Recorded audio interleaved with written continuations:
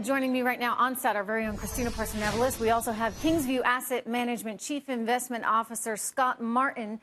Good to see both you guys. I believe, do we have Paul Dietrich with us too? Another investor. He's joining. There we go. There you go. I knew you were around there, Paul. I'm going to start with you. The wild market, is this the way of the future right now, or is this just a little blip? What this is this is a reversion to mean normalizing correction. One of the things that's happened over this past, actually more than a year, is that you've had 5 big tech stocks that have dominated the performance. As of the end of August, they represented 47% of the performance of the S&P 500. And what we've seen basically really for the last month or so is the tech stocks have been going down, and they're reverting to mean of a more normalized stock market trend. They're very, very high in PEs. And so I see this as a very healthy correction in that, you know, the tech stocks are coming back in line with the rest of the 495 stocks in the S&P 500. Kristina? I think we can't just solely focus on tech. If you look yesterday, I was on the New York Stock Exchange, 2:43 p.m. Just the intraday volume dropped so much that we haven't seen a drop like that in 8 years since the flash crash. So I think that based off the traders I was speaking to, volatility is going to continue to be an issue. Earnings started today. JP Morgan's supposed to be good right now. Their revenue climbed higher, up, 24% for the quarter, the third quarter. Profits up 24%. And yet you're seeing that stock down today, which you would expect it to be better. Like Deirdre brought up, the guidance is concerning. So I think going into the earnings season, looking into the future, we're going to be paying close attention to the guidance of a lot of these companies. Well, you know, right now, earnings seem actually, Scott, pretty good, right? I mean, so far, so good. We've got strong economic fundamentals. I do wonder if some people are saying to themselves, wait a second, you know what? I can make a little more money on that CD at the local bank because Treasury yields are going up, interest rates are going up. And so is this a bit of a rotation as well in that people now have more opportunity in the investment landscape? It could be. Now, gosh, I hope that mom and pop sitting at home aren't thinking about that, 2% or 2.5% CD just yet, Trish. Because I think, you know that I'm using that to characterize something broader, sure. Right? Which is that investors are saying to themselves, okay, I have more optionality. It used to be equities were the only game in town. Well, maybe I can put a little money in fixed income now. Fair play, right, exactly. Maybe the 10-year bond. And so you're right. That's providing an alternative. And I think to the point that K-Parts made, was visibility is in question here. I get it that earnings are good. In fact, I think the bar, at least psychologically, based on some of the pre-announcements, has been lowered, so that's good. But the visibility's cloudy. I mean, you look at the incidents surrounding tariffs. GDP, obviously, going forward looks strong, but then the job market is kind of maybe leveling off here. I mean, still growing, but not growing at the higher rates that we saw earlier this year. Is that enough to cause you to just say, throw in the towel and go? It could do, though, here's the thing. In a highly psychological market, as Paul mentioned, this is a market, Trish, that could take that as a reason to sell first and ask questions later. And that's the story of, say, certainly yesterday and the day before. How's the Fed factor into all this, Paul?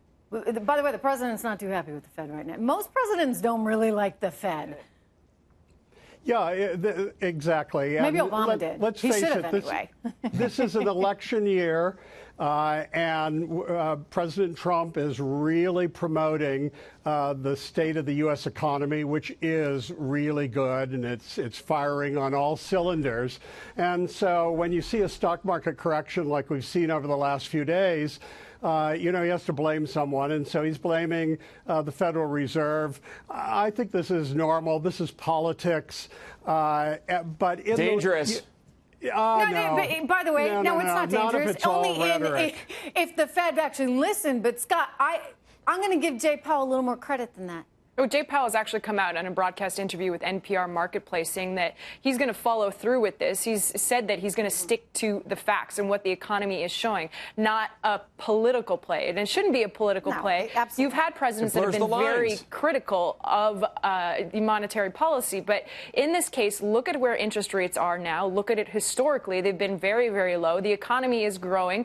Yes, we had inflation come in at 2.3%, but we have a very, very tight labor force. You have Walgreens saying that they're going to increase their salaries, Amazon announcing that $15 per hour. So there's possibly this inflation fear right now. We were talking to the gentleman, the founder, Jerry Fine of Oaktree Asset Management just the other day. And one thing that he mentioned was that a lot of the companies he speaks to regularly are starting to say, places like Walmart, for example, that inflation's running a little higher than what you might think, that wages are growing faster than 2.8%, and their production costs are increasing. And so the Fed needs to take all that into account in that, Kristina, their job is to make sure that things don't get too overheated, right? Because then you get problems down the road. But it's a tightrope that they got to watch. It's a very difficult position for Jay Powell to be in. But I think also we should preface that there's two different kinds of inflation. You also have man-made inflation